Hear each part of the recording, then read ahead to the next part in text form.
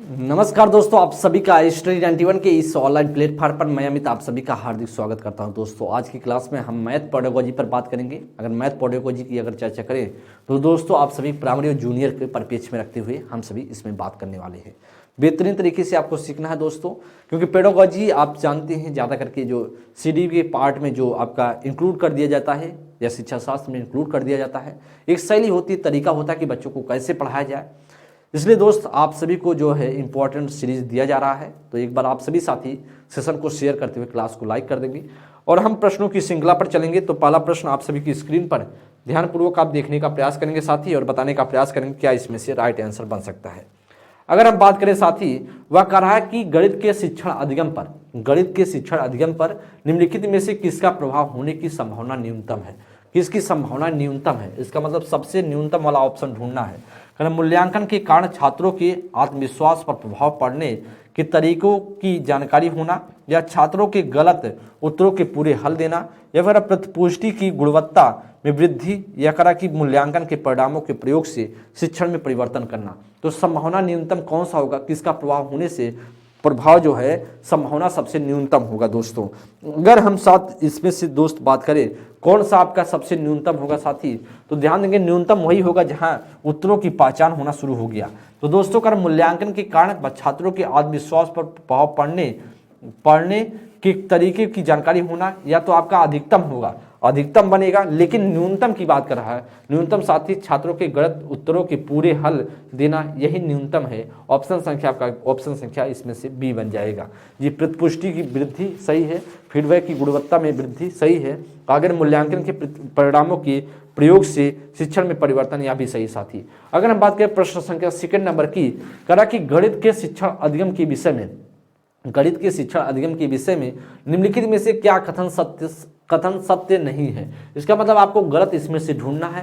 कारण नमूनों के अवलोकन और सामान्यीकरण के से प्राथमिक कक्षा के विद्यार्थियों से में गणितीय ज्ञान का सृजन किया जा सकता है। सृजन लिखा है, सृजन होगा दोस्तों, यहाँ सृजन किया जा सकता है। या कर गणितीय ज्ञान के सृजन में, यहाँ पर भी सृजन में तर्क और वार्ता की एक महत्वपूर्ण भूमिका है। का गणितीय अधिगम एक सामाजिक प्रक्रिया है जिसमें संवाद सम्मिलित है। यह गणितीय ज्ञान की रचना में संस्कृति और संदर्भों की कोई भूमिका नहीं है। तो कौन सा इसमें से सत्य नहीं है दोस्तों, तो सत्य सीधा सा मतलब होगा, देखिए या तो सृजन किया जा सकता है गणितीय ज्ञान को, या तो पॉजिटिव बनेगा, लेकिन यहाँ पर कोई भूमिका नहीं है किसकी, बच्चे की संस्कृति और संदर्भों की। तो कहीं ना कहीं भूमिका है दोस्तों, यही ऑप्शन आपका गलत है और यही आपका राइट आंसर होगा। ध्यानपूर्वक क्वेश्चन को पहले देखेंगे। सेकंड नंबर प्रश्न अच्छा प्रश्न है दोस्तों, और इसी प्रकार के कहीं ना कहीं प्रश्न आपसे पूछे जाते हैं, और आपका जो राइट आंसर होगा ऑप्शन संख्या डी बन जाएगा। ऑप्शन संख्या डी आपका राइट आंसर बनेगा। अगर हम साथ ही बात किया जाए तो इसमें से क्या बनेगा, ऑप्शन संख्या आपका डी इसमें से करेक्ट ऑप्शन बनेगा। कैसे, जैसे बात किया जाए नमूनों के अवलोकन और सामान्यीकरण में प्राथमिक कक्षा में विद्यार्थियों को गणितीय ज्ञान का सृजन करना, ये सभी पॉजिटिव है, लेकिन गलत दोस्त इस वजह से कल्चरल और जो इसके संदर्भ की कोई भूमिका नहीं होती। गणितीय ज्ञान बहुत भूमिका है साथी। आपका डी ऑप्शन बनेगा सेकंड नंबर के लिए। करा कि प्राथमिक स्तर पर संख्याओं को पढ़ाने के लिए निम्नलिखित में से कौन सत्य है, मतलब कौन सा सत्य होगा, इसमें से कौन सा सत्य है किसके लिए, प्राथमिक स्तर पर जो संख्याओं को पढ़ाने के लिए, ठीक है। संख्याओं के अंतर्दर्शी समझ को प्रोत्साहित किया जाना चाहिए, या संख्याओं को लिखना अनुक्रम में पढ़ाना चाहिए। गणना से पहले संख्याओं को संख्यांक रूप में लिखना सिखाना चाहिए। संख्याओं में अनुक्रम असंगति को प्रोत्साहित करना चाहिए। ए डी, या फिर सी डी, या फिर ए बी, या फिर बी सी। तो साथ ही इसमें से क्या आपका राइट होगा। प्रश्न संख्या अगर थर्ड नंबर की चर्चा कर लेते हैं, प्रश्न संख्या थर्ड आपका क्या इसमें से राइट आंसर बन सकता है जी, आपका क्या इसमें से राइट आंसर बन सकता है जी, एकदम साथी बताने का प्रयास करेंगे क्या आपका इसमें से राइट आंसर बन सकता है। अगर हम बात करें तो कौन सा इसमें से संख्याओं को पढ़ाने के लिए निम्नलिखित में से कौन सा कथन सत्य है, कौन सा सही है, ऐसा आपसे पूछ रहा है। तो संख्याओं के अंतर्दर्शी समझ को प्रोत्साहित करना या तो अंतर्दृष्टि समझ को प्रोत्साहित करना सही बनेगा। लेकिन संख्याओं को लिखना, अनुक्रम में पढ़ना या संख्याओं को पढ़ाने के संदर्भ में आपका नहीं, प्राथमिक स्तर की बात कर रहा है ना, प्राथमिक स्तर पर संख्याओं को पढ़ाने के लिए तो अगर संख्यांकों को लिखना और अनुक्रम में पढ़ाना, बात बिगड़ेगी, कैसे समझ पाएगा बच्चा, छोटा है। गणना से पहले संख्याओं को संख्यात्मक रूप से लिखना सिखाना नहीं, तो संख्याओं में अनुक्रम असंगति को प्रोत्साहित करना चाहिए। आपका सही है ऑप्शन संख्या इसमें डी और ऑप्शन संख्या ए। तो सीधा सा मतलब बनेगा ऑप्शन संख्या ए आपका इसमें से राइट आंसर बन जाएगा। ऑप्शन संख्या ए राइट आंसर है। करा कि प्राथमिक स्तर पर गणित पढ़ाने के लिए निम्नलिखित में से कौन सा पहलू अत्यंत महत्वपूर्ण है। करा उच्चतर पढ़ाई और रोजगार के लिए तैयार करना, करा कि प्रौद्योगिकी के लिए प्रोत्साहित और तैयारी करना, या गणित के बच्चों को जीवन के अनुभव का भाग बनाना, या फिर करा कि परिकलन में परिशुद्धता विकसित करना। तो दोस्तों इसमें से क्या राइट आंसर होगा।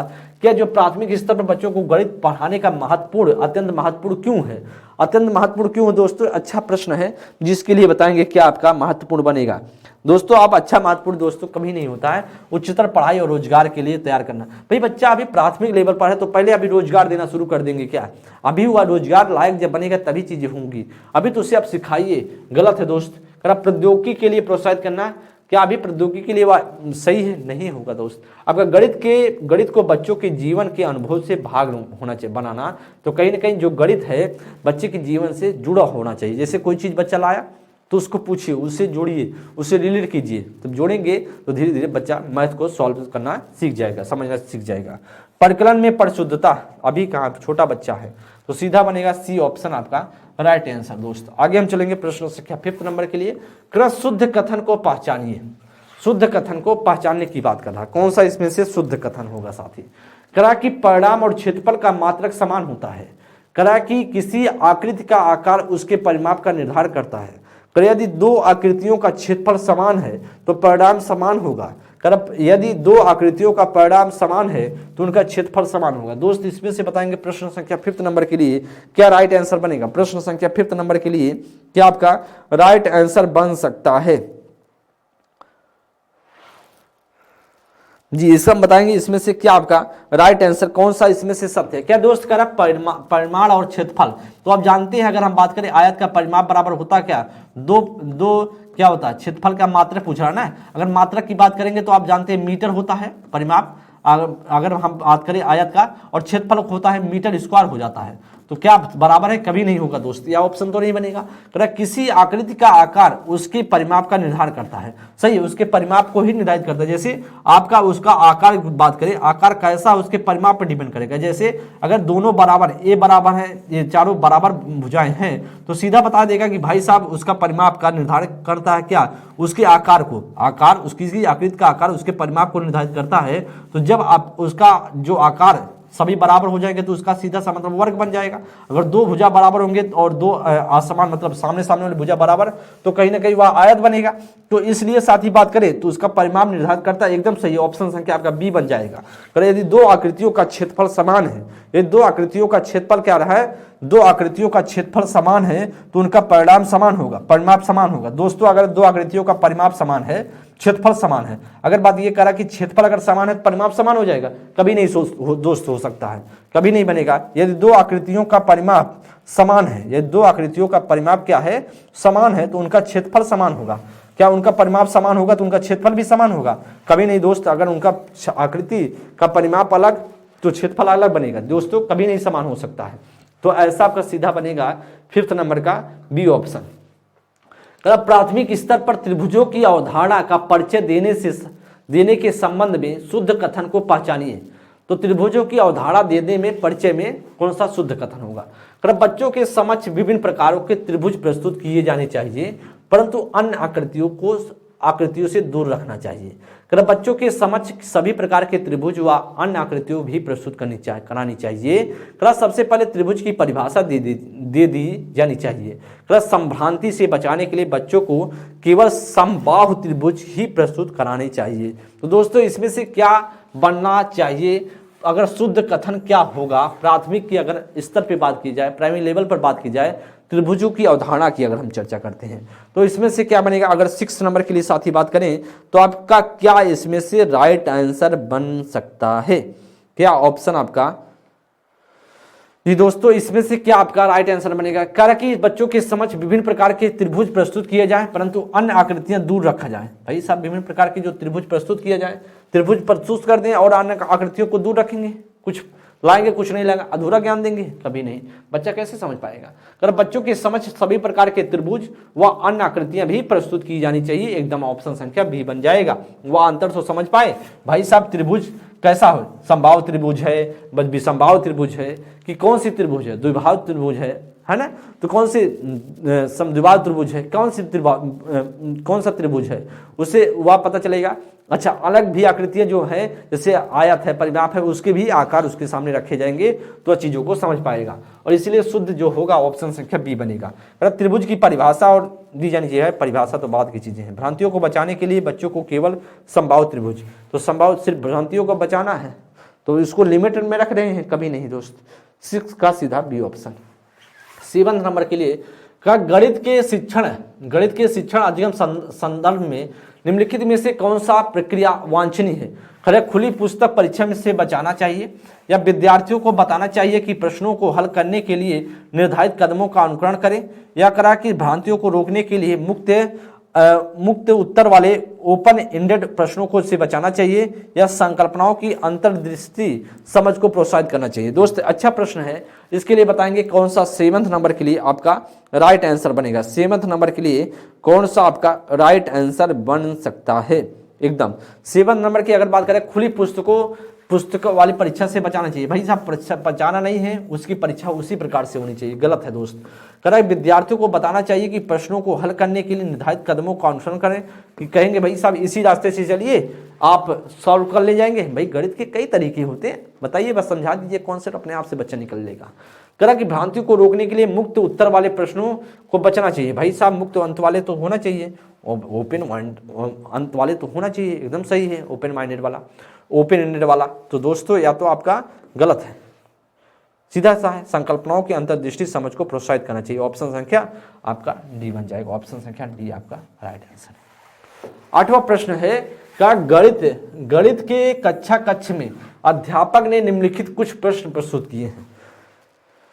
ध्यानपूर्वक दोस्त देखेंगे। करा कि कक्षा कक्ष में, गणित के कक्षा कक्ष में अध्यापक ने निम्नलिखित कुछ प्रश्न प्रस्तुत किए हैं। करा उस आयत का क्या क्षेत्रफल है जिसकी एक भुजा 5 सेंटीमीटर और परिमाप 30 सेंटीमीटर है, तो उस आयत का क्षेत्रफल क्या होगा। अच्छा दोस्त करा कि एक भुजा का 5 सेंटीमीटर क्या है, उसका एक भुजा 5 सेंटीमीटर का परिमाप 30 सेंटीमीटर, तो क्षेत्रफल क्या दोस्तों, त्रिभुज का रहा है कि 5 सेंटीमीटर, परिमाप का रहा है, त्रिभुज का परिमाप बराबर क्या होता है जी, एकदम बताएंगे जी, परिमाप बराबर बताएंगे क्या होता है दोस्तों।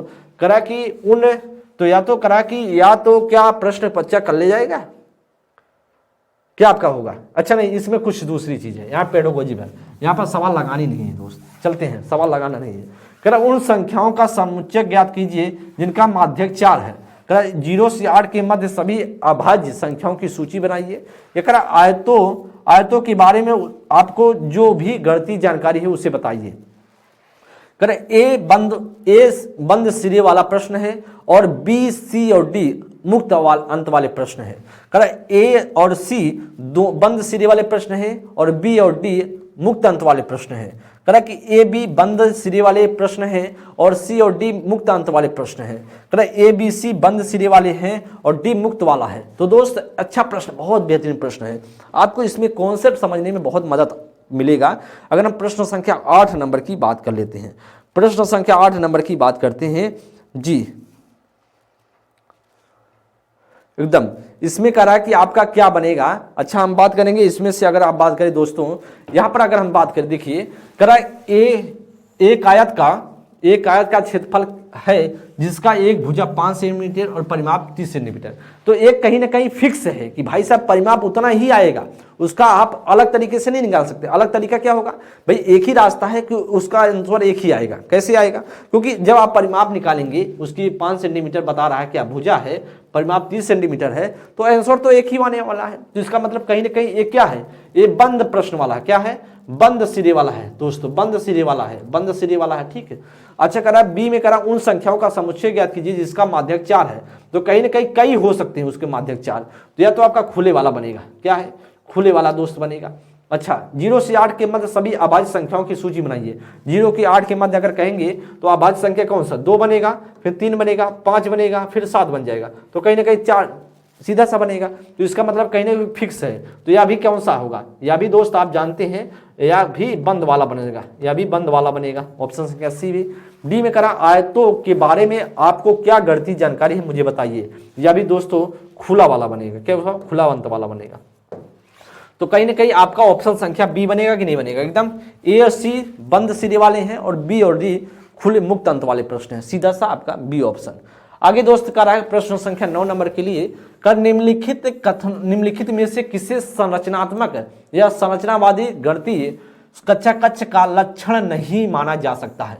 मतलब इसमें से एक ऐसा है जो लक्षण नहीं होगा संरचनात्मक है, रचनात्मक दृष्टिकोण से अगर हम चर्चा करें तो प्राथमिक स्तर पर कलन के लिए विषय परख प्रकार की परीक्षा का उपयोग करना, गणित और उसके पाठ्येतर क्षेत्रों के बीच के संबंधी को उजागर किया जाता है, या गणित के अध्ययन में भाषा और संवादों की भूमिका का उचित ध्यान दिया जाता है, या अध्यापक स्वीकार करता है कि दी गई अन्योन्य क्रिया को विभिन्न विद्यार्थी अलग अलग प्रकार से समझ सकते हैं। बेहतरीन प्रश्न है दोस्तों। प्रश्न संख्या 9 नंबर के लिए साथी बताने का प्रयास करेंगे क्या आपका राइट आंसर होगा। प्रश्न संख्या 9 नंबर के लिए कौन सा आप नहीं मान सकते हैं, कौन सा इसमें से लक्षण नहीं माना जा सकता है दोस्तों। तो जब लक्षण क्यों नहीं माना जाएगा दोस्तों, ए ऑप्शन, क्योंकि यहाँ पर परीक्षा का उपयोग करने की बात कर रहा है। भाई परीक्षा एग्जाम की बात बाद में होती है, पहले आप कॉन्सेप्ट सिखाइए, रचनावादी संज्ञानात्मकवादी, ये जो आप बात कर रहे हैं संरचनात्मक रचनावादी दृष्टिकोण कभी परीक्षाओं पर फोकस नहीं करता है। मैंने आपको सीडीपी में खूब पढ़ाया है दोस्तों, और इसीलिए आपका क्या बनेगा, ऑप्शन संख्या ए बनेगा, यही आपका गलत है। गणित और दूसरे पठ्येतर क्षेत्रों के बीच संबंधी को उजागर करना या तो सही होगा, या बी भी सही है, सी भी सही है और डी भी सही है, लेकिन वो एक ऑप्शन कैसे गलत है, क्योंकि परीक्षा का उपयोग करने की बात कर रहा है। मैंने आपको बताया संरचनात्मक और संरचनात्मक रचनावादी दृष्टिकोण ऐसा नहीं मानता है, तो इसमें से लक्षण कौन सा नहीं मानता है, वही आपका होगा ऑप्शन संख्या ए। अच्छा 10 नंबर की दोस्त बात कर लेते हैं, करा कि निम्नलिखित में से कौन से कथन की सहमति गणित के संरचनात्मक या रचनावादी दृष्टिकोण से की जाती है। करा विषय पूर्णतया विषय परख है, या मानस दर्शन गणित का महत्वपूर्ण पहलू है, या गणित तथ्यों को सीखने के बारे में है, या गणितज्ञों की से सच्चाई का आविष्कार अपेक्षित होना चाहिए। तो दोस्तों इसमें से कौन संरचनात्मक रचनावादी दृष्टिकोण से की जा सकती है, बेहतरीन प्रश्न है। तो दोस्तों इसमें से अगर हम चर्चा करेंगे क्या गणित पूर्णतया विषय परख है, तो ऐसा रचनात्मक संरचनावादी बात नहीं मानता ए ऑप्शन की, तो वह मानस की बात करता है, कहीं ना कहीं चिंतन की बात करता है। मानस का मतलब है चिंतन करने की बात करें, वह थिंकिंग बेस की बात करता है। तो मानस दर्शन गणित का महत्वपूर्ण पहलू है, एकदम सही है। आप चिंतन, आप सोचिए, परखिए, जब तब आपका गणित मजबूत हो जाएगा। आपका बी ऑप्शन जो है करेक्ट आंसर साथी बनेगा, क्या बनेगा, बी ऑप्शन आपका राइट आंसर बनेगा। 11वें नंबर के लिए गणित के अध्ययन के संबंध में निम्नलिखित में से कौन सा सही नहीं है, कौन सा इसमें से संबंध सही नहीं है। अगर हम संबंध में बात करें, सामाजिक आर्थिक पृष्ठभूमि का गणित की निष्पादन का असर होता है। अच्छा सामाजिक आर्थिक पृष्ठभूमि का गणित के निष्पादन पर असर होता है। विद्यालय में दी जाने वाली निर्देशों की भाषा का असर बच्चे की गणित के प्रदर्शन पर हो सकती है। गणित में उत्कृष्ट प्रदर्शन की प्रतिभा स्वाभाविक होती है, उत्कृष्ट प्रदर्शन की प्रतिभा स्वाभाविक होती है। अध्यापक के सीखने वालों के प्रति विचारों का अधिगम परिणामों पर प्रभावशाली असर होता है। दोस्तों क्या आपका राइट आंसर होगा। प्रश्न संख्या 11 नंबर की अगर हम चर्चा कर लेते हैं, तो 11 नंबर के लिए अगर हम बात करें तो क्या आपका राइट आंसर बन सकता है। यहाँ पर दोस्तों विद्यार्थी की अगर बात करें, यहाँ विद्यार्थी लिखा है, यहाँ पर तो विद्यार्थी हो सकता है,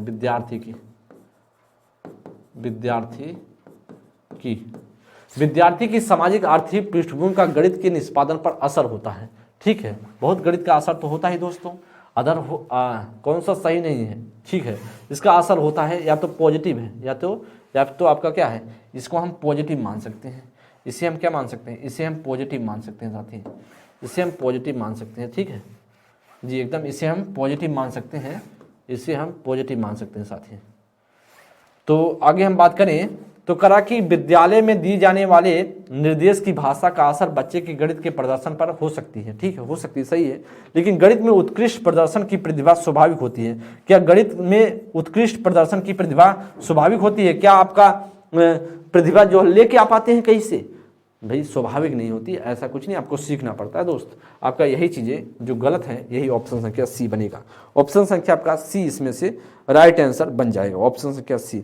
नेक्स्ट प्रश्न आगे चलेंगे, प्रश्न संख्या 12 नंबर के लिए। प्राथमिक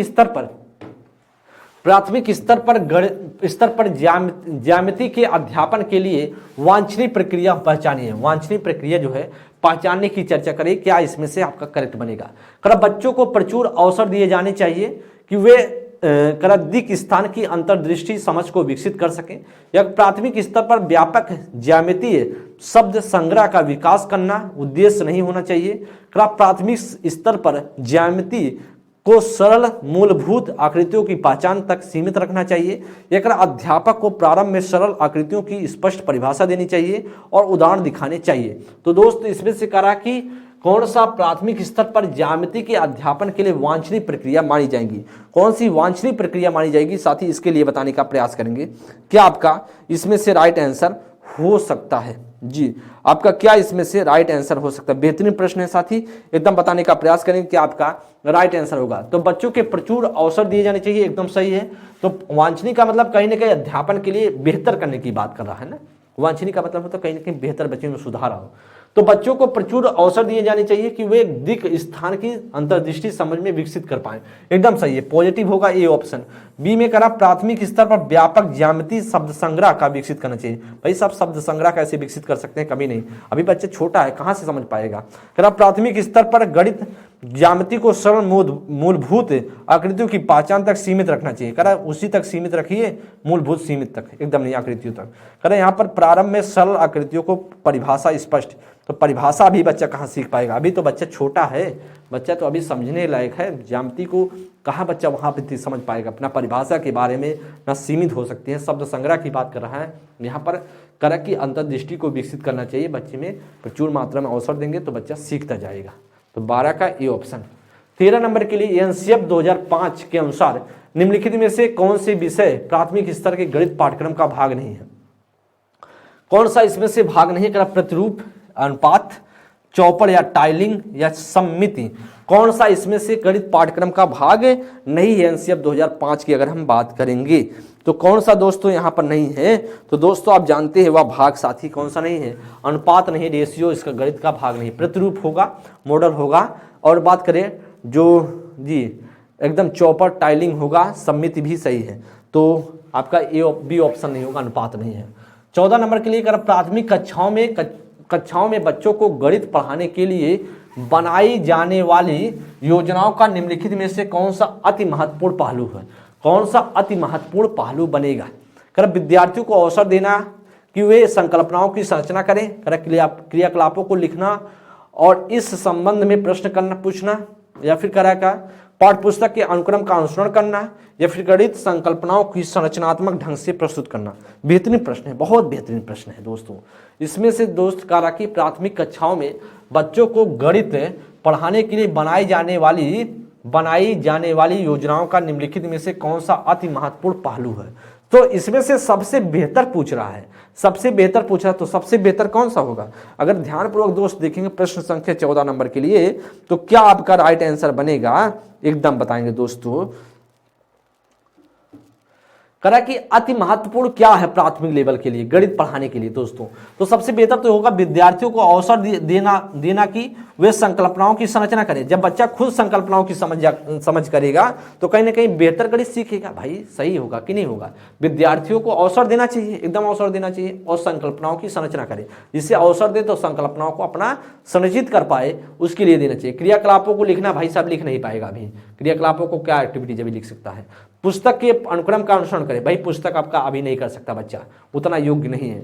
गणित संकल्पनाओं की संरचनात्मक ढंग से प्रस्तुत करें, तो बच्चा अभी संकल्पनाओं की संरचनात्मक ढंग से प्रस्तुत कैसे कर लेगा, पहले तो उसे मौका देना चाहिए दोस्त, उसे पहले तो अवसर देंगे संकल्पनाओं की संरचना कर पाए, पहले तो उसे बच्चे अभी तो अवसर दीजिए, पहले तो आप धीरे धीरे सिखाइए बच्चे को। जब बच्चा सीख जाएगा तो अपने आप ऑटोमेटिक चीजें करेगा। तो सबसे महत्वपूर्ण तो पहले भैया है कि उसके संरचना को बनाने सीख जाए ना, पहले उसकी संरचना को अगर बनाने सीख जाएगा, अवसर हम दे देंगे तो अभी तो कर सकता है। जब विद्यार्थियों के अवसर देना चाहिए कि वह संकल्पनाओं की संरचना कर पाए, तो जब आप संकल्पना कर लेगा, अब अवसर अगर हम देंगे साथी, तो कहीं ना कहीं बनेगा कि नहीं बनेगा, एकदम बनेगा। अच्छा, यहाँ पर कह रहा है अनुकरण का, जो अनुक्रम का अनुसरण करना चाहिए, तो कहाँ इससे बनेगा, देखिए यहाँ पर अनुसरण, यहाँ पर दोस्त कह रहा है, यहाँ पर तो अनुसरण तो होगा नहीं इसी ऑप्शन में। यहाँ पर कह रहा है कि प्रस्तुत करना, अभी जब ये चीजें कर लेगा तो अपने आप डी ऑप्शन कर पाएगा साथी। अच्छा, प्रश्न संख्या 15 नंबर के लिए कह रहा कि निम्न में से गणित में उपलब्धि कम होने का कारण क्या हो सकता है। गणित का स्वरूप या व्यक्ति की स्वाभाविक क्षमता या लिंग या सामाजिक सांस्कृतिक पृष्ठभूमि। तो निम्न में से गणित में उपलब्धि कम होने का कारण क्या हो सकता है। क्या गणित का स्वरूप ऐसा है कि कठिन है, या व्यक्ति की स्वाभाविक क्षमता ऐसी है कि गणित को नहीं सीख पाता है, कि जेंडर उसका महत्वपूर्ण रोल अदा कर रहा है, क्या भाई साहब सामाजिक सांस्कृतिक पृष्ठभूमि। तो साथ ही एकदम सारा का सारा खेल क्या है, सामाजिक सांस्कृतिक पृष्ठभूमि है। क्या है बच्चा, कभी नहीं दोस्तों गणित का स्वरूप कठिन उठिन नहीं है। गणित हमारे लिए भी सरल है, आप जो जैसा भी है हमारे लिए भी वैसा होगा। बच्चों के लिए जैसे बात करें तार्किक है, मेरे लिए भी वही तरीका होगा, आपके लिए लड़कियों के लिए भी वही तरीका होगा। लेकिन जब आप सोशल उसका जो उसका सामाजिक सांस्कृतिक पृष्ठभूमि ऐसा बना देंगे कि हवा वाला, जब लड़कों को मौका दीजिए, लड़कियों को मत मौका दीजिए, तो कहीं ना कहीं गणित की उपलब्धि कम होने का कारण बनेगा कि नहीं बनेगा, एकदम बनेगा। गणित का स्वरूप हमारे लिए भी वैसा है, बच्चियों के लिए भी वैसा है, स्वाभाविक क्षमता है, तो सब सारी चीजें हैं। लेकिन यहाँ पर बनेगा दोस्तों, लिंग का कोई इसमें भेद नहीं है, यहाँ पर सीधा सा मतलब होगा सामाजिक सांस्कृतिक पृष्ठभूमि, उनके माहौल में ऐसा चीजें नहीं की जाती हैं। बच्चों को, लड़कियों को अलग माहौल दे दिया जाता है, उनको आर्ट वोर्ट पढ़ने के लिए माहौल बना दिया जाता है, लड़कों के लिए साइंस के क्षेत्र में भेज दिया जाता है, तो उनका माहौल खुद बनाया जाता है, लड़कियां कर सकती हैं। तो इसलिए दोस्तों आपका 15 का डी ऑप्शन बनेगा। 16 नंबर के लिए करा समावेशित कक्षा में, समावेशित विद्यालय में आप अपनी कक्षा में दृष्टिबाधित छात्रों को आवश्यकताओं को कैसे पूरा करेंगे। शिक्षण अधिगम की वैकल्पिक प्रणालियों की साधनों का प्रयोग करके, उन्हें विशेष शिक्षक के पास भेजकर, उन्हें उच्च उपलब्धि वाले छात्रों के साथ बैठा करके, या उन्हें अभ्यास के लिए अतिरिक्त समय दे करके। दोस्तों क्या आपको लगता है कि अच्छा प्रश्न होगा 16 नंबर के लिए, दोस्त एकदम बताने का प्रयास करेंगे। 16 नंबर के लिए साथी बताने का प्रयास करेंगे कि आपका राइट आंसर होगा एकदम। तो करा कि दृष्टिबाधित छात्रों की आवश्यकताओं को कैसे पूरा कर सकते हैं। साथ ही आप ऐसा काम करेंगे ना, शिक्षण अधिगम की वैकल्पिक प्रणालियों की और साधनों का प्रयोग करके। तो कहीं ना कहीं जब बच्चा दृष्टिबाधित है तो कहीं ना कहीं दिखाई बच्चे को नहीं दे रहा, तो चश्मे की व्यवस्था कर देंगे या फिर उसके क्लास के आगे बैठा देंगे। ऐसा हम काम करने के प्रयास करेंगे। आवश्यकताओं को कैसे पूरा कर सकते हैं, इसी प्रकार से हम पूरा करेंगे। विशेष शिक्षक के पास भेजना कभी नहीं, ऐसा कुछ करेंगे। उच्च उपलब्धि वाले छात्रों के साथ बैठा कर नहीं, ऐसा कुछ नहीं। अगर उन्हें अभ्यास के लिए अतिरिक्त समय, ऐसा कुछ नहीं दोस्तों। उन्हें क्या करेंगे हम, उन्हें क्लास में चश्मे की व्यवस्था कराएंगे या फिर आगे बैठाने का बात करेंगे, कहीं ना कहीं बच्चे को सही तरीके से दिख पाए। ठीक है, आगे बात करें प्रश्न संख्या 17 नंबर के लिए। करा कि निम्नलिखित में से कौन सा गणितीय प्रक्रम सही नहीं है। कौन सा इसमें गणितीय प्रक्रम सही नहीं, कर मानस दर्शन, करे कंठस्थ करना, आकलन करना, पक्षांतर करना। तो आप जानते हैं गणित में पक्षांतर होता है, left hand side right hand side चीजें होती हैं। अच्छा, आकलन भी होता है दोस्तों, लेकिन कंठस्थ नहीं होता है। गणित कंठस्थ करके कभी कोई आज आगे गणितज्ञ बन पाया है कि आप ही जो छोटे बच्चे हैं वही बन पाएंगे। 17 नंबर के लिए साथी सीधा सा मतलब होगा बी ऑप्शन, कंठस्थ। ठीक है, आगे हम चर्चा करते हैं साथी। करा नेक्स्ट प्रश्न 18 नंबर के लिए का निम्नलिखित समुच्चयों में से कौन सा गणित में प्रश्न हल करने का कौशल है। कौन सा इसमें से प्रश्न को हल करने का सही बनेगा डायरेक्शन। करा चित्रांकन करना, पीछे से हल करना, रट लेना, विवेचन करना, चर का प्रयोग करना और प्रतिरूप दिखाना, कंठस्थ करना, अनुमान लगाकर परीक्षण करना, चित्रांकन करना, अगर प्रयास और त्रुटि विधि या चित्रांकन करना, कंठस्थ करना। तो दोस्तों यहाँ पर देखिए प्रश्न संख्या का डी की बात करें, कंठस्थ करना गणित में कभी नहीं हो सकता। यहाँ पर करा कंठस्थ करना, आगे बात ही नहीं है, गलत हो गया। यहाँ पर दोस्तों करा कि यहाँ विवेचन करना, चर का प्रयोग करना, प्रतिरूप करना एकदम सही होगा। यहाँ पर रट लेना अपने आप से गलत है। रट्टा गणित में कभी रट्टा होता है क्या? रट्टा मारेंगे कभी बन पाएगा गणित? सॉल्व कर पाएंगे? कभी नहीं। बी ऑप्शन आपका सीधा बनेगा। क्या ऑप्शन? बी ऑप्शन आपका राइट आंसर। कैसे ऑप्शन को कट करना है सीख गए होंगे दोस्तों। यहाँ पर रटना अपने हाथ से करा, पीछे से हल करना, ये चीजें कुछ नहीं दोस्तों, आपका सीधा बी ऑप्शन। 19 नंबर के लिए राष्ट्रीय पाठचर्या की रूपरेखा एनसीएफ 2005 के अनुशंसा के अनुसार प्राथमिक विद्यालयों का गणित का पाठ्यक्रम कैसा होना चाहिए? करा कि कार्यविधिक ज्ञान पर केंद्रित होना चाहिए, गणितीय संकल्पनाओं में कठोरता से होना चाहिए, या छात्रों को प्रगामी गणित के लिए तैयार करने वाला होना चाहिए, या छात्रों की प्रतिदिन के अनुभव से संबंधित होना चाहिए। तो कहीं ना कहीं जो अनुशंसा की गई है प्राथमिक विद्यालयों में गणित की पाठ्यक्रम का, वह किया गया कि बच्चे के जो है प्रतिदिन के अनुभव से संबंधित होना चाहिए गणित। जब प्रतिदिन के अनुभव से गणित संबंधित होगा तभी गणित आप सीख सकते हैं। आप जानते हैं गणित के लिए सबसे महत्वपूर्ण प्रैक्टिस, जितना आप प्रैक्टिस करेंगे उतना गणित को सीखते जाएंगे। तो सीधा सा मतलब है, कितना भी आपको गणित ना आता रहे, अगर आप प्रैक्टिस करते रहें तो गणित में आप महान हो सकते हैं। लेकिन आप कितना भी आप बहुत जानकार हो गणित के परिपेक्ष में, लेकिन आप प्रैक्टिस ना करते हो, सब कुछ खत्म हो जाएगा 2-4 मंथ में। इसलिए साथ ही आपका 19 का आपका राइट आंसर बनेगा डी ऑप्शन। क्या बनेगा? ऑप्शन से डी ऑप्शन। कार्यविधिक ज्ञान पर केंद्रित, भाई कार्यविधिक नहीं होगा, यहाँ पर कठोरता से पालन होना चाहिए, एकदम नहीं है दोस्तों। यहाँ पर करा कि गणित के लिए तैयार करने वाला होना चाहिए, प्रगामी कुछ नहीं। उससे बेहतर तो सबसे अच्छा है बच्चे के प्रतिदिन से जुड़ा होना चाहिए। जब बच्चे के प्रतिदिन से जुड़ा होगा तो बच्चा गणित बेहतर सीख पाएगा। और एनसीएफ 2005 के हिसाब से यही चीज़ें हैं साथी, यही चीज़ें आपका राइट आंसर बनेगा, यही चीज़ें आपका राइट आंसर बनेगा।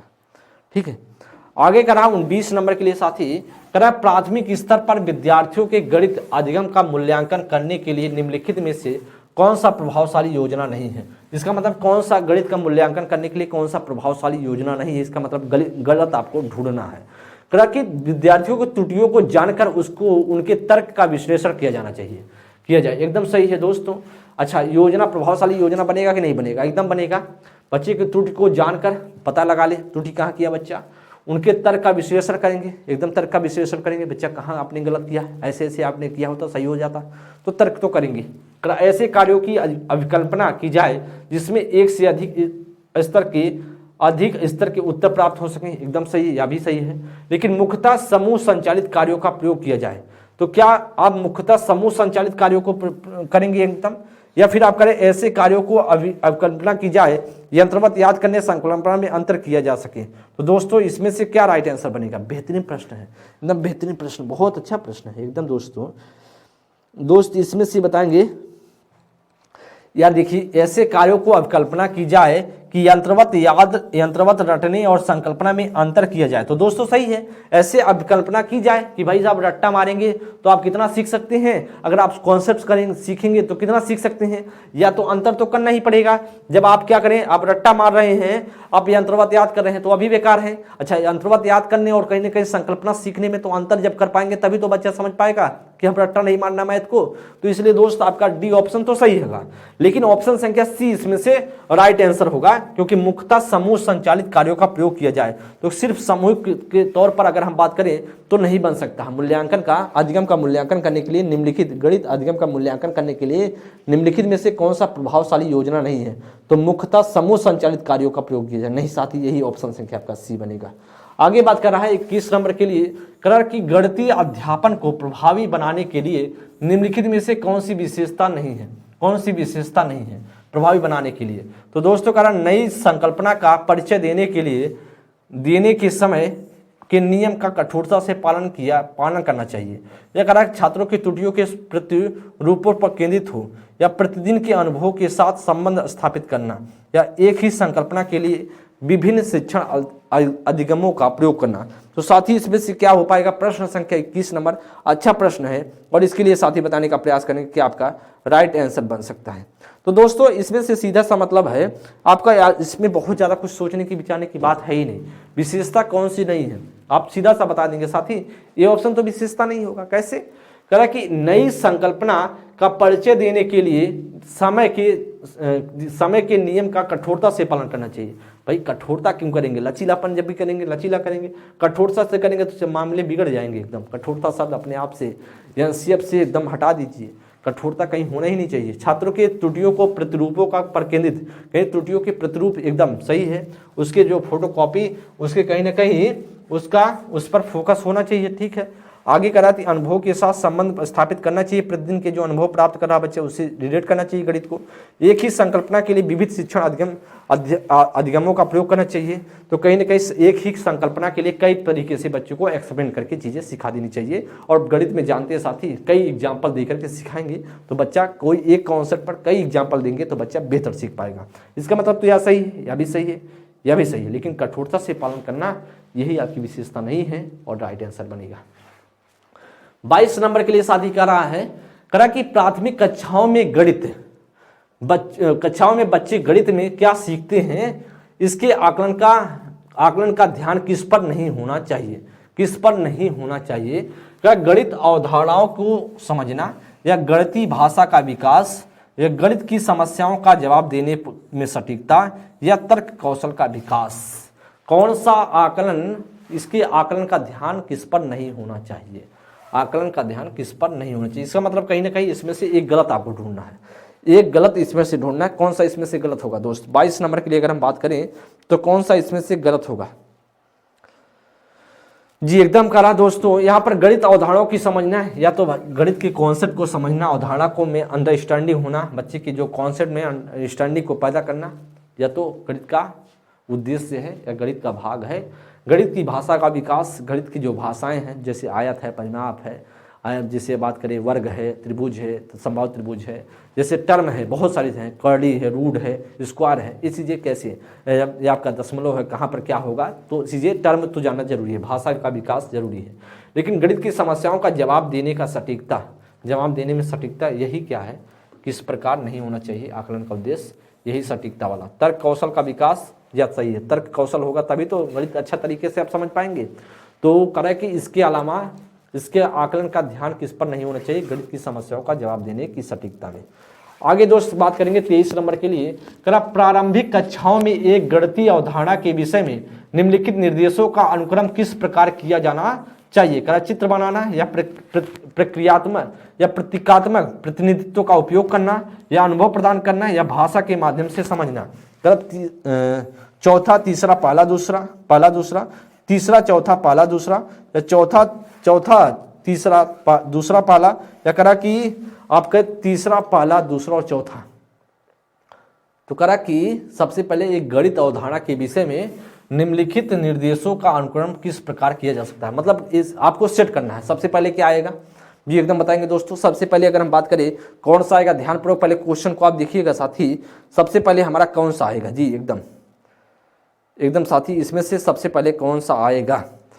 अगर हम दोस्तों अगर बात करें जी सबसे पहले इसमें से कौन सा आएगा, तो सबसे पहले तो हम क्या करेंगे, प्रारंभिक कक्षाओं में एक गणित की अवधारणा के विषय में निम्नलिखित निर्देशों का अनुक्रम किस प्रकार किया जाना चाहिए।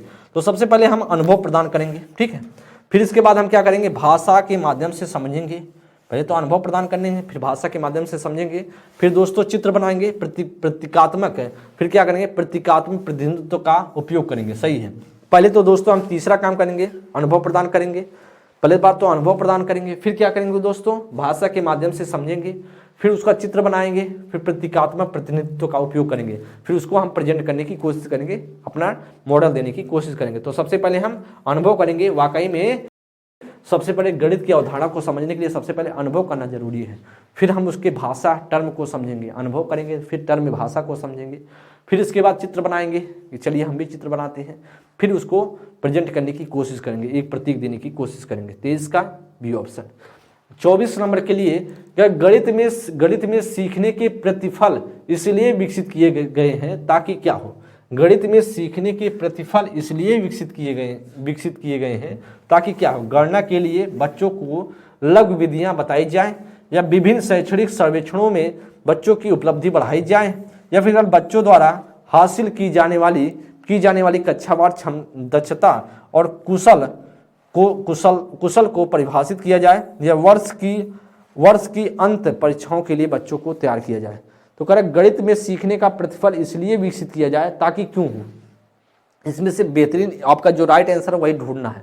24 नंबर के लिए साथी कौन सा इसमें से आपका राइट आंसर हो सकता है जी एकदम बताएंगे। 24 नंबर के लिए क्या इसमें से आपका बनेगा।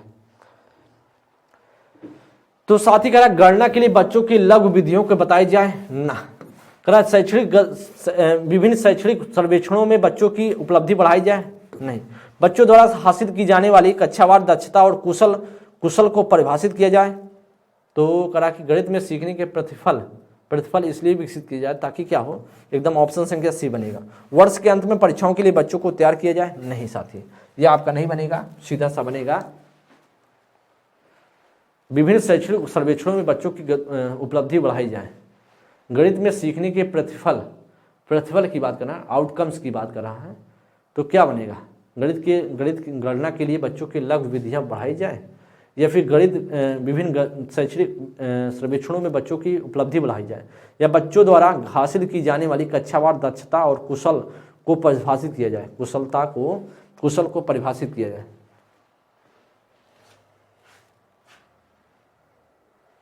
एकदम साथी आपका जो बनेगा, अगर हम प्रतिफल की बात करेंगे तो सीधा सा बनेगा आपका वह, अगर हम बात करेंगे ऑप्शन संख्या आपका सी बन जाएगा, ऑप्शन संख्या सी। 25 नंबर के लिए करण निम्नलिखित में से कक्षा में हो रहा कौन सा कार्य एक गतिविधि है, कौन सा कार्य एक गतिविधि है। करा शिक्षक समझाते हैं कि प्रश्न कैसे हल करें।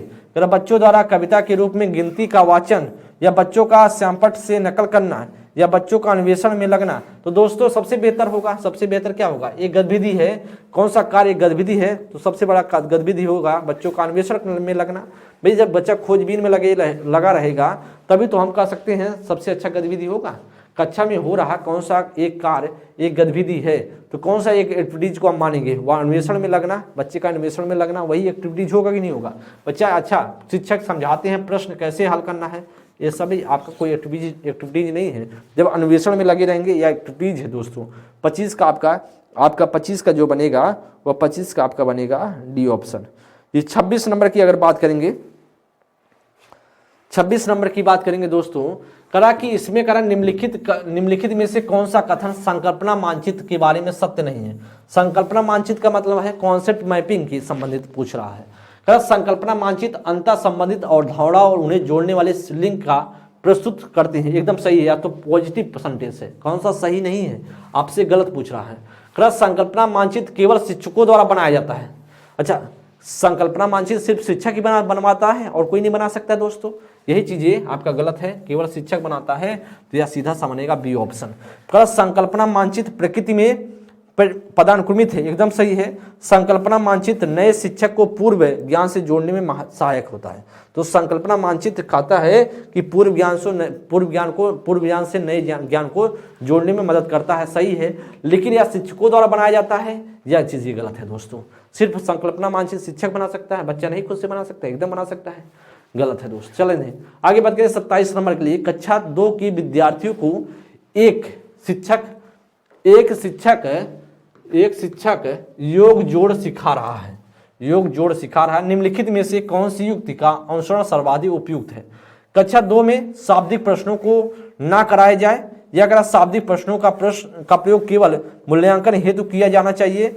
योग जोड़ को शाब्दिक प्रश्नों द्वारा प्रस्तुत करना चाहिए, या शाब्दिक प्रश्नों को अध्याय के अंत में कराया जाना चाहिए। तो दोस्त इसमें से क्या बनेगा, क्वेश्चन को ध्यानपूर्वक देखेंगे दोस्त। कक्षा 2 के विद्यार्थी को एक शिक्षक योग जोड़ सिखा रहा है, निम्नलिखित में से कौन सी युक्ति अनुसरण सर्वाधिक उपयुक्त होगी। अच्छा, कौन सा इसमें से सर्वाधिक उपयुक्त होगा कि भैया गणित का चीजें सिखा रहे हैं गुरुजी, और कौन सा उपयुक्त माना जाएगा, कौन सा उपयुक्त माना जाएगा, एकदम बताएंगे दोस्त, एकदम कौन सा उपयुक्त माना जाएगा बताएंगे। कि कक्षा 2 में शाब्दिक प्रश्नों को ना कराया जाए, तो शाब्दिक प्रश्नों को ना कराया जाए, एकदम कराया जाए दोस्त, क्यों नहीं कराया जाए। शाब्दिक प्रश्नों का प्रयोग केवल मूल्यांकन हेतु किया जाए, नहीं दोस्त। योग जोड़ शाब्दिक प्रश्नों द्वारा प्रस्तुत किया जाए, एकदम सही है। शाब्दिक प्रश्नों शब्द के माध्यम से, जो योग जोड़ के प्रश्न है शब्द के माध्यम से, जैसे कहते कि भैया 2 कबूतर कितना होता है, तो कहेगा 2 कबूतर हैं, तो कहेगा 4 कबूतर है। तो कहीं ना कहीं तो इस तरीके से आप बताएंगे, तो वही तो कह रहा है शाब्दिक का है, शाब्दिक योग जोड़ का बात कर रहा है, शाब्दिक का अनुसरण किस प्रकार, तो सही है, योग जोड़ को शाब्दिक प्रश्नों द्वारा प्रस्तुत करना चाहिए, एकदम सी ऑप्शन।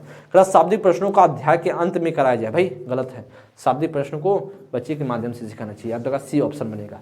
28 नंबर के लिए, गणित में त्रुटियों की एक महत्वपूर्ण भूमिका है। गणित में त्रुटियों की एक महत्वपूर्ण भूमिका है या कथन है कि गणित क्योंकि गणित में त्रुटियों का कोई स्थान नहीं है। गणित क्योंकि त्रुटियां लापरवाही दर्शाती हैं।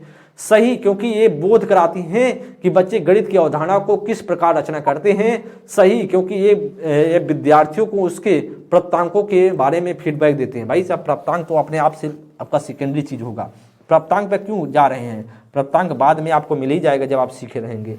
करेक्ट। गणित गलत है क्योंकि त्रुटियां लापरवाही को दर्शाती हैं। गलती करेंगे तभी तो आप सीखेंगे। करेक्ट। गलत है क्योंकि गणित में त्रुटियां का स्थान नहीं है। भैया सबसे गलती होती है, कोई गणित की बात नहीं है, किसी भी सब्जेक्ट में हो गलतियां हर जगह होती हैं। तो गणित में जो त्रुटि की एक महत्वपूर्ण भूमिका है कि सही है, त्रुटि होनी चाहिए, कोई दिक्कत नहीं है, क्योंकि यह बोध कराती हैं कि बच्चे की और जो गणित की अवधारणा की किस प्रकार रचना कर सकते हैं, इसको दर्शाती है। सी ऑप्शन आपका 28 का सी ऑप्शन आपका राइट आंसर बन जाएगा। 28 का दोस्त आपका सी ऑप्शन आपका राइट आंसर बन जाएगा। 28 का सी ऑप्शन। नेक्स्ट प्रश्न चलेंगे 29 नंबर के लिए। राष्ट्रीय पाठचर्या रूपरेखा एनसीएफ 2005 के अनुसार प्राथमिक विद्यालयों में गणित पढ़ाने का मुख्य उद्देश्य निम्नलिखित में से कौन सा सही नहीं है? कौन सा इसमें से सही नहीं है? कौन सा गणित पढ़ाने का मुख्य उद्देश्य कौन सा इसमें से सही नहीं बनेगा? बच्चे की सोच प्रक्रिया को गणितीय रूप देना, या बच्चे के संदर्भ में गणित का वर्णन करना, या समस्या समाधान के कौशल को बढ़ाना, या गणित की उच्चतर पढ़ाई के लिए तैयार कराना। तो दोस्त इसमें से कौन सा इसमें से उद्देश्य नहीं है दोस्त? तो क्या इसमें से उद्देश्य नहीं होता? बहुत सारा प्रश्न है, इसमें से गलती दोस्त होना नहीं चाहिए दोस्त एकदम। तो गणित के बच्चे की सोच विचार प्रक्रिया में गणितीय रूप देना एकदम सही है। कहीं ना कहीं उसके सोचने विचारने की जो तरीके हों वह तार्किक हो, इसके लिए हम गणित पढ़ाते हैं। गणित में बच्चे के संदर्भ में गणित का वर्णन करना, बच्चे के संदर्भ में गणित का वर्णन करना एकदम सही है दोस्त। समस्या समाधान कौशल को हमको बढ़ाना होता है गणित के माध्यम से, लेकिन उच्चतर पढ़ाई के लिए तैयार करना है, ये तो बाद में चीजें होंगी। अभी जो एनसीएफ की अगर परिप्रेक्ष्य में बात करें, उसका जो मुख्य उद्देश्य है उसमें मुख्य उद्देश्य में यह नहीं आता है ऑप्शन संख्या डी, क्योंकि हमसे पूछा रहा गलत, तो गलत होगा। ऑप्शन संख्या D is the right option. दोस्त आज का लास्ट प्रश्न 30 प्रश्न की श्रृंखला थी और 15 प्रश्न इससे आपको कॉन्सेप्ट को समझ में आया होगा। 15 प्रश्न आपके पेडागोगी से पूछे जाते हैं। प्राथमिक स्तर पर गणित की पाठ्य पुस्तकों की सबसे अधिक महत्वपूर्ण विशेषता निम्नलिखित में से कौन सा है? करें कि प्राथमिक स्तर पर गणित पाठ्य पुस्तकों की सबसे अधिक महत्वपूर्ण विशेषता निम्नलिखित में से कौन सा है? क्या संकल्पनाओं का उच्चतर कक्षाओं में संबंध जोड़ा जाना चाहिए, या संकल्पनाओं को जटिलता से सरल रूप से प्रदर्शित किया जाना चाहिए, या संकल्पनाओं को पूर्णतया श्रेणीबद्धता में प्रस्तुत किया जाना चाहिए, या संकल्पनाओं को मूर्त से अमूर्त में प्रस्तुत किया जाना चाहिए? कौन सा सबसे अच्छा बनेगा? आज का एकदम लास्ट प्रश्न है दोस्त, ध्यान पूर्वक देखेंगे और बताने का प्रयास करेंगे। संकल्पनाओं का उच्चतर कक्षाओं में संबंध जोड़ा जाना चाहिए। तो भैया प्राथमिक स्तर पे बच्चा है तो कहाँ उच्चतर कक्षाओं में अभी ले जा रहे हैं आप? नहीं।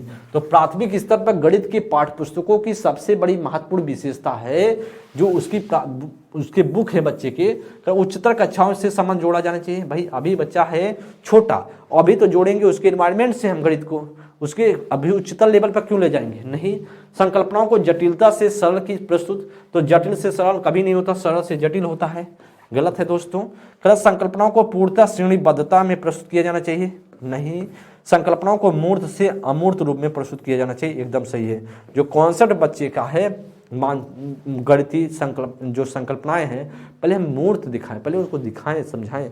ऐसे आयत डिब्बा दिखा दें, कहेंगे देखो डिब्बा, ये देखो वर्ग है, देखो ये देखो आयत है दोस्तों, तब बच्चे को दिखाएंगे तो बताएंगे, आप बताएंगे सर जी, कहेंगे देखिए आमने सामने देखिए बराबर है ना, तो आमने सामने बराबर है इसका मतलब आयत है। चौभुजा देख रहे हो बराबर है ना, इसका मतलब वर्ग है। तो जब इस तरह समझाएंगे बच्चों को फिर कहेगा अच्छा गुरुजी, तो कहीं ना मूर्त से अमूर्त की तरफ ले जाएंगे। आपका राइट आंसर क्या बनेगा? ऑप्शन संख्या डी। तो इस तरीके से दोस्त आप सभी के सामने 30 प्रश्नों की श्रृंखला थी और इससे आप बहुत कुछ सीखे होंगे साथी, और ऐसे ही प्रश्न आप सभी के पेपर में पूछे जाएंगे। तो अगली क्लास में हम मिलेंगे, तब तक के लिए दोस्त बहुत बहुत धन्यवाद। Thank you class, thank you.